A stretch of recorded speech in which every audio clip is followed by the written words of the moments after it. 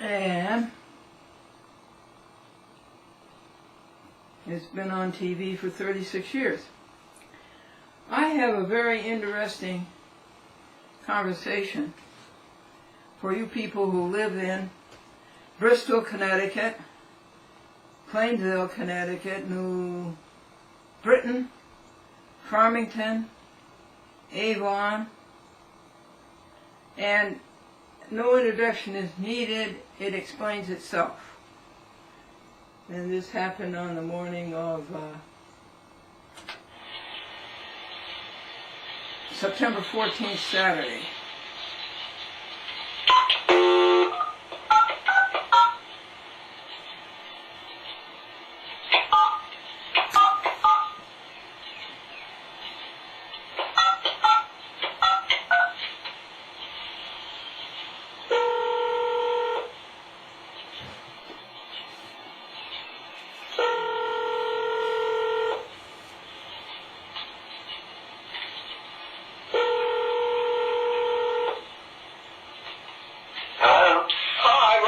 Glendora. Yes. How are you this morning? Good. How are you doing, for goodness sake?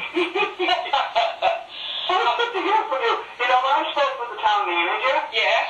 he said that he had received a call very similar from a gentleman who wanted to do something very similar to this. It was I. And maybe my voice... Well, no. He said he thought there may be a couple of people together. Well, maybe he didn't get Glendora. Maybe he got Glenn. Yeah, maybe so.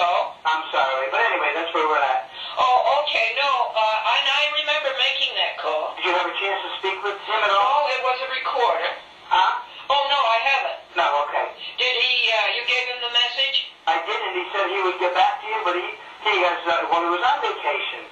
Yes. And he was very active in an organization where they had their annual... The International City Management Association, or whatever.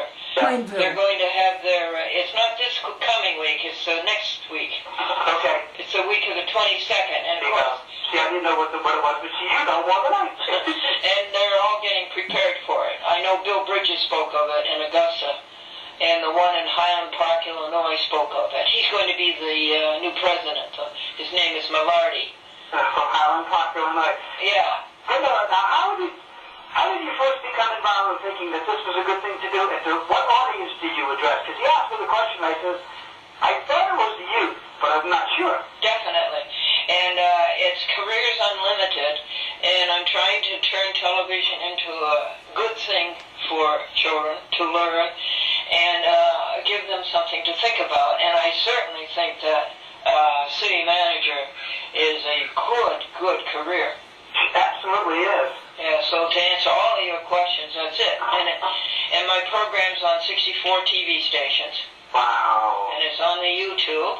Yes. And it's, I've been doing public access for 36 years. You told me. Another question. How do I get hold on, I've got to get to my office. Obviously you called me at home, but I have an office in my house. Oh, okay. What was your question? And I have to get to my office now. I have the phone in my hand. Oh, okay. I'm going from the kitchen when I was talking to my wife to my office. Oh, good. Now, last night I told you that I was involved with the church as a deacon. I was ordained a deacon. I think that's wonderful. I was ordained 2 years ago. And I want to tell you about this. I go to a lot of churches. I go to the Dutch Reformed Church. I go to the Lutheran Church. I go to the Methodist Church. But we are all facing that. The young people are not signing up for the ministry. True. And all of them. And they're not signing up for the priesthood. Right. Not exactly. And the priest, the bishop here, is talking about closing both St. Mary's and, just a minute, St. Mary's. You're calling me from, again? Long Island? Just a second. He's thinking of closing both St. Mary's and the Holy Family. Okay. And where are you physically? What town? Well, I'm about 33 miles southeast of Albany in a little tiny place called Kinderhook. Kinderhook, southeast of Albany. Across the river, yes. It's 5 miles from the Hudson River and 8 miles from the Berkshires. Well, I have spent a great deal of time. I was regional manager. Yeah. In the Northeast for a company, and boy, I sure have spent a lot of time in that area. Did you? Oh, yes, I traveled all of New England and Middle Atlantic states. Well, I know. I think it's wonderful, your career, and that's what I'm calling you about. We're going to interview you. And now, under what capacity? Only because I told Robert Hutchins, the town manager, Robert Lee, that you had mentioned the prospect. He said, fine, under what capacity? And I said, well, I don't know that yet. City manager of Plainville. Well, I can't reference my position as it's involved in city management. It doesn't have to. I'm interviewing you because your career is interesting. Oh, okay, yeah. My career has nothing to do, technically speaking, with Manager, no. with city manager. No. But you know what's interesting? Let me start from where I'm the present and go back a little bit. Well, why don't we interview you? Why don't we just record this now? I'm prepared to do that as long as we can edit it. Something doesn't go out right. Well, I don't think you're very able. Okay, thank you. Let's go. All right, and you don't have to go to your office. Is that right? You don't have to go to... Well, no, I'm sitting down at my office now. Okay. That's good. That's good. Yeah, my office is in my home. We had 5 children, and I'm on my number 10 grandchildren. Oh, that's nice. Yes, and so we had a 6-bedroom house, of which two rooms are now converted. Is that in Plainville? Yeah, they live in Plainville, PILE. And, okay, boys and girls, I would like to interview you. I would like to interview for you a gentleman that I talked to when I called the city manager of Plainville, Connecticut, and I got very interested in his career. And I think that you might be interested in his career, and so if all goes well, we're going to put it on your TV show. Hello, Robert. Well, hello, Glendora. How are you doing? Very good. And your last name is Berube. That is correct. And it's spelled B-boy-E-R-U-B-E. Yes, I'm of French descent. French? Oh, that's French? Yes. Oh, that's interesting. Now, Robert, the career that you had where you went all over the mid-Atlantic states and all over New York, what company was that for?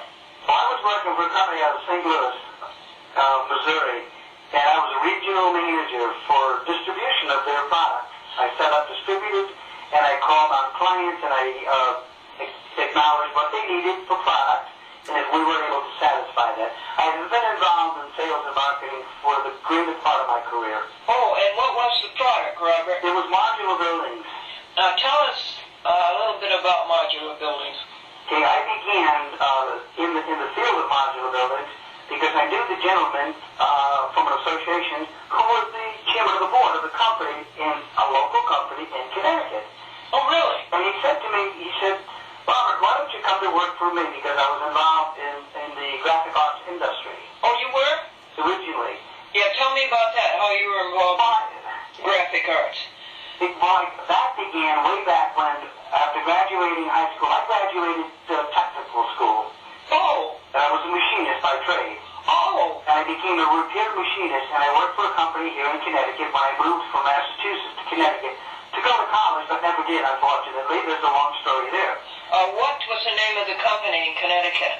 The company that I worked for in Connecticut originally was Fastener Bearing. It was a bearing manufacturing company. And that was located where? Right in New Britain, next town over from Plainville. I see. You know, folks, I have a relationship.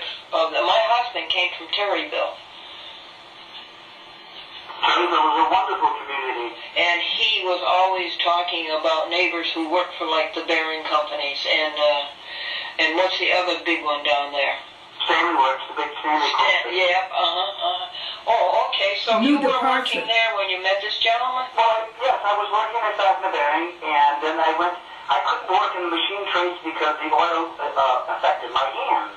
Oh. I had to secure another kind of position, so I went repairing offset printing machines.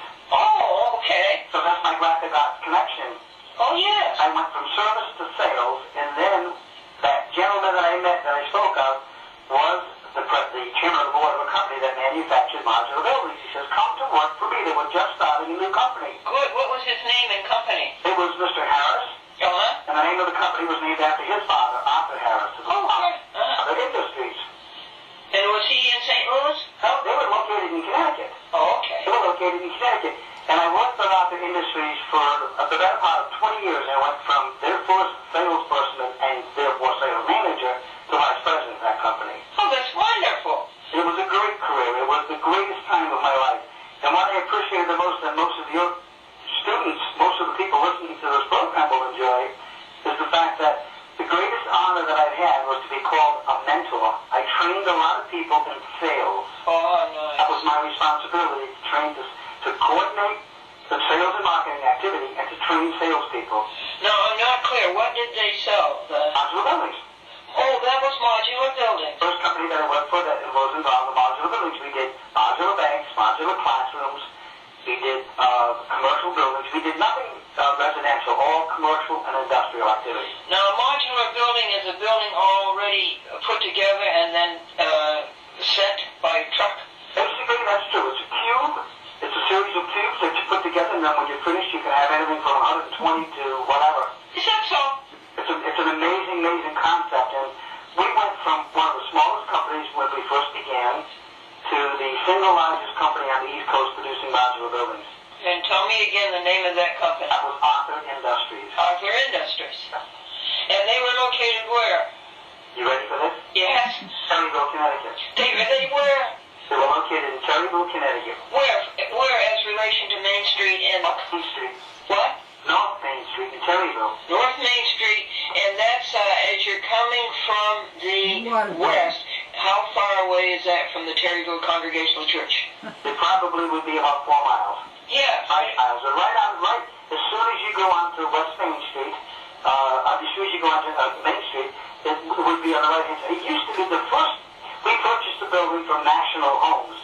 National Homes was a, quote, national company who manufactured modular buildings for housing industry. Oh, yeah. We took the National Homes building and converted it to a building that produced modular structures for simply the area that we were concerned with in marketing was industrial and commercial properties. We also built many, many prisons, modular prisons.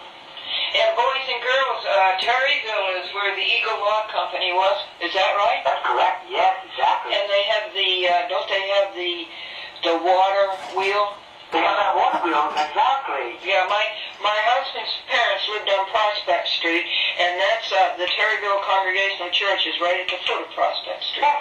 Yeah. Huh? Isn't that interesting? See how small this world is. Oh, and you went all over the United States showing your product? I attended and was a speaker at many, many conferences. The Sheriff's Conference, the National Association of School Superintendents. I spoke at many different conferences all over the United States. And the idea of modular buildings caught on? It was a wonderful concept because as school districts, as the school population changed from one district to the next, Yes. the requirements went from the larger population for elementary schools, Yes. so to the junior high school, to the high school, and then of course even at the college level. We did many, many schools from elementary level with modular buildings to increase the space that the students need. And these are actually the buildings that the boys and girls had classrooms. That's exactly correct. Hello. But they were called relocatable modular buildings. Really? You could take several classrooms from the grammar school, Yes. the junior high school, Yes. the high school level, and then in some cases we even produced modular structures that were used at the college level. One of the most interesting, or two of the most interesting, I should say, activities was WGBH in Boston, the educational. Sure, Channel 2. We built modular buildings for them. You did? Out of their studios were modular structures. That was out on Soldiers Field Road? Soldiers Field Road, you're good. Yes, and one of the things that we did was the state legislature in the state of Connecticut needed additional space before they could actually pass all the legislation they needed for additional funding. We produced modular structures and set them right on the front of the state capitol, and it was the most amazing. We did a story on that, in fact. Oh, yeah. Oh, that's interesting. What year was that? Glendora, one of the most amazing things that we've done, when we first began, I got a call from the Manchester Bank in Manchester, New Hampshire. Wait a second, Manchester, New Hampshire? Yes. Uh-huh. And they said, we need, they were located as part of the inner city structure, and they were doing the downtown renovation. Commerce Street? Huh? Commerce Street? I believe it was. Not recalling that as well as I should, but yes, right in the center of town. As soon as you went over the Ameskeet Bridge? Yes. Okay. You could see the bank. They were redoing that entire area, redevelopment. So they were destroying the building. They were going to drop the building. Oh, that was put the new building up, a new bank. Oh. Stories high. In the meantime, they needed to service people in that community. Arthur Industries put 4 modules together, and encased over the modules was the world's largest pig. It was the world's largest piggy bank. Oh, really? And that was on the front cover of several national magazines. That was one of the interesting parts of my career. But you know, when you're talking about children and their concept of what do I want to do with my life, where do I want to go? Yes. So interesting is a career in marketing and sales, because there will always be the need for someone to introduce a product. Yes. And to talk about the advantages over, the competition and the advantages of using that product in our lives. And, the infomercials on television are good, but it's not like touching something and feeling something and seeing it in person. Absolutely, and it also takes somebody with your enthusiasm. So thank you. Yeah, you are really electric. Well, the reference you made initially to traveling the entire Northeast was when Arthur Industries was sold. I was vice president, and the company who bought it had their own sales force. So I went to work for another national firm called Fortifab Incorporated, and they're located in St. Louis, Missouri, a wonderful company. Would you spell that? Yes, Porta-Fab. Okay. Which meant portable fabrication of product. Oh, okay. Modularity for industry again, and they did a lot of interior and exterior buildings, little guardhouses that you would use, buildings inside there where they need an office that's going to be a clean, isolated facility within a manufacturing company, for instance. We did a lot of that. When I worked for Portafab, I covered the entire Northeast, and I did that for several years until I had children, and until being away from home and driving so much and being out of 4 or 5 nights a week became impossible. I just couldn't. Yeah. How old were you then? My gosh, I probably was in my early 50s. Oh, see, yeah. And traveling was a little more difficult at that point. Of course. And I was missing the children's baseball games, and Yeah, sure. with 5 kids, and it was about time that I decided, I got to stay closer to home. So I ended up working for a company that manufactured safety steps, and I worked for them for several years as vice president. Oh, really? I've always been involved in the sales and marketing aspect, and it's a tremendous career. Was safety steps near home? Safety steps were anything any steps that were obviously, especially a large number of them, were, I'm handicapped, I'm legally blind. Oh, really? So for someone to know, we used to put, when people are legally blind, basically it means that they have vision impairment. It doesn't mean that they cannot see at all. 80% of the people who are blind have some vision. So what we did, and when we produced these safety steps, we put a yellow band on the foot of each step as you walk down so you could see. Oh. The blue yellow band. Oh. That helps people to be able to maneuver, the mobility of going up and down stairs. Where was your factory located? Located in Bristol, Connecticut, which is... Oh, then you were right close to home. Terryville is a suburb of Bristol, sure. Oh, is Terryville a suburb? Plymouth and Terryville. Oh, yeah, I thought Terryville was part of Plymouth. Yeah, it's part of Plymouth, but Plymouth, again, is so close to the next town from Bristol. Yes, it is. Well, is Terryville a village? Or, There's a village within Plymouth. Oh, it's a village, okay. That's Pequannock. There's another, I think it's Pequannock. Pequannock.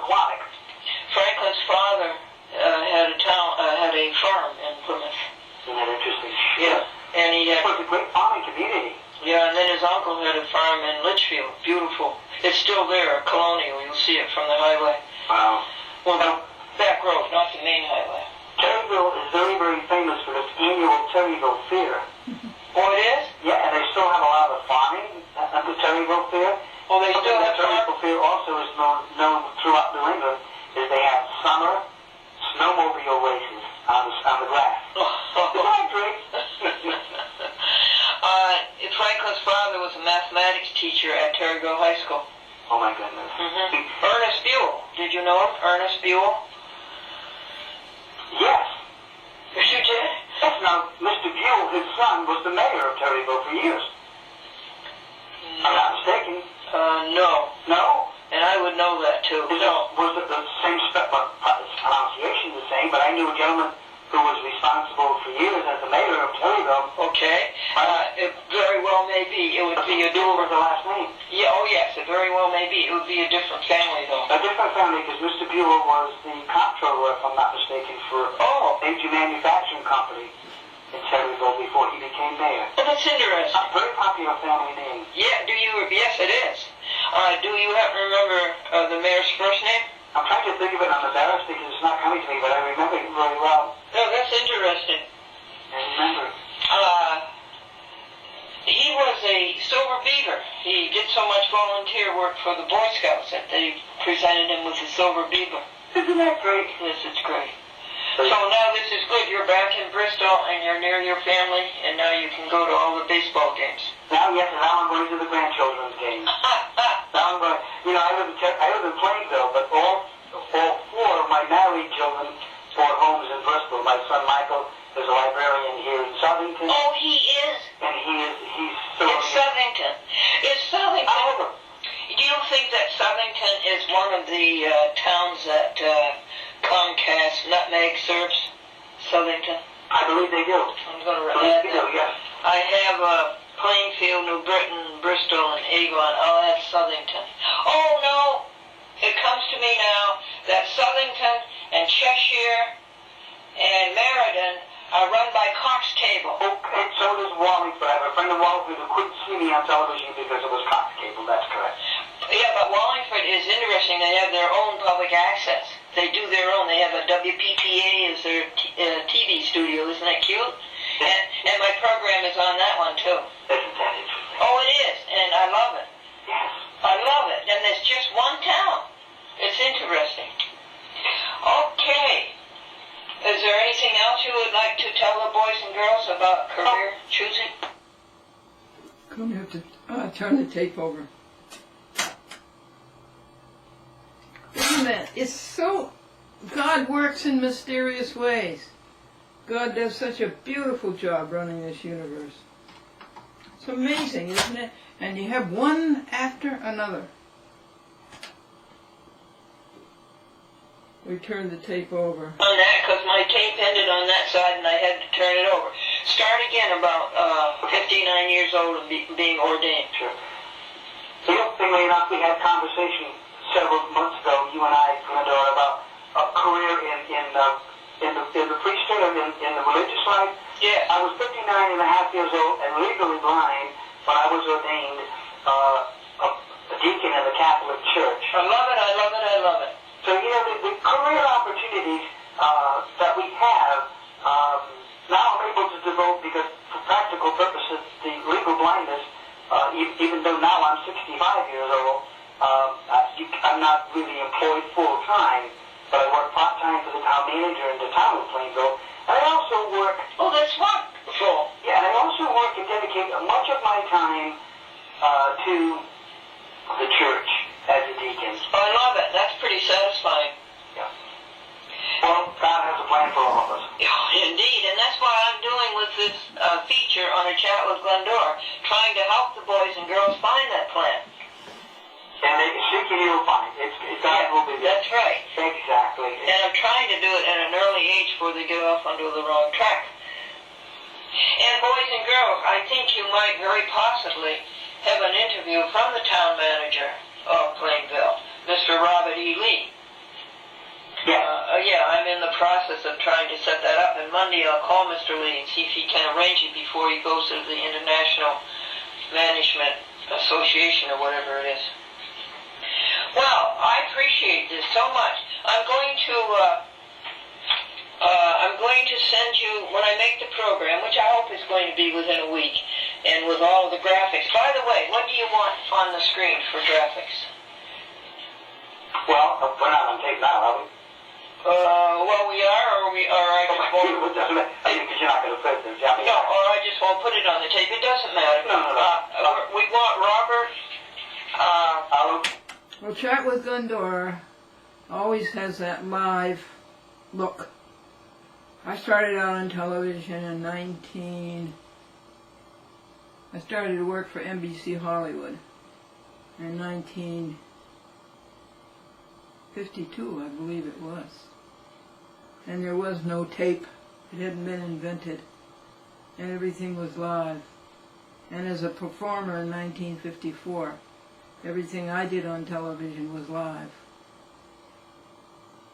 And you made a mistake, enough people to fill Yankee Stadium saw it. And you learned to handle it. So I'm going to get the graphics from Mr. Berube, and I'll be putting them up on the screen for you.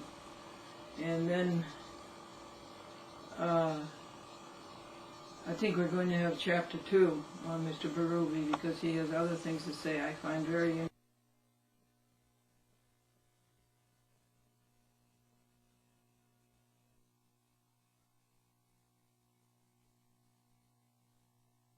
Schuler, Garden Grove, California.